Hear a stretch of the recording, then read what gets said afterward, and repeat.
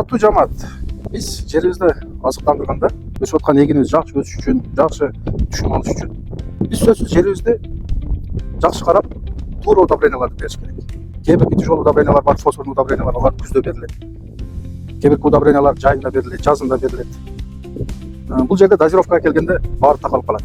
Канча бериш керек? Например, фосфордуу удобрение амофос деп коелу. Кээ бирки жерде таштак жер болуп калат, сары чопко жер болуп калат. Көп бериштин кереги жок. 3 жолу 4 жолуга бөлүп берилет алар. Диамофос деген сыяктуулар.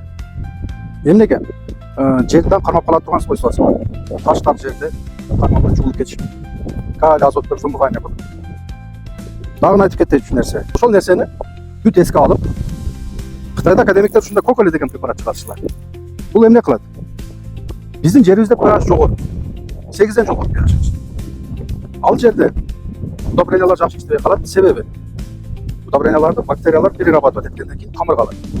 pH жогору болуп турса, бактериялар өтө аз болот. Ошол себептен ушул коколини биз рекомендовать этебиз. 50 кг болобу, 100 кг болобу, ошол амофос, диамофоско кошуп жерге сепсеңиздер, жердин pH-ын тузулугун түшүрөт. Жердин тузулугу түшкөндөн кийин бактериялар табигый көбөйүп, жакшы иштей баштайт. Биз берген азыгыбызды толук камсыз кылып берет көчөттөргө, тамырларга.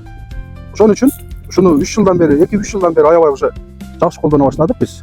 Чынында эле лабораториянын изилдөөсү менен, башка изилдөөсү менен, көз менен көрүшүбүз менен ошол жерде жердин кыртышы өзгөрүп келатат. Соответственно, дыйкандар урожайды уже көп ала баштады.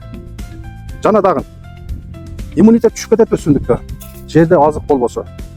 Иммунитет түшүп кеткенден кийин оору баштайт өсүмдүктө.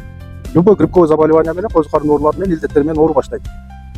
Ошондо биз жерибизди туура иштетип, туура азык берсек, ошол оорудан жок дегенде 50-60% биз кутулабыз. Соответственно, ошол түшүмгө көбөйөт.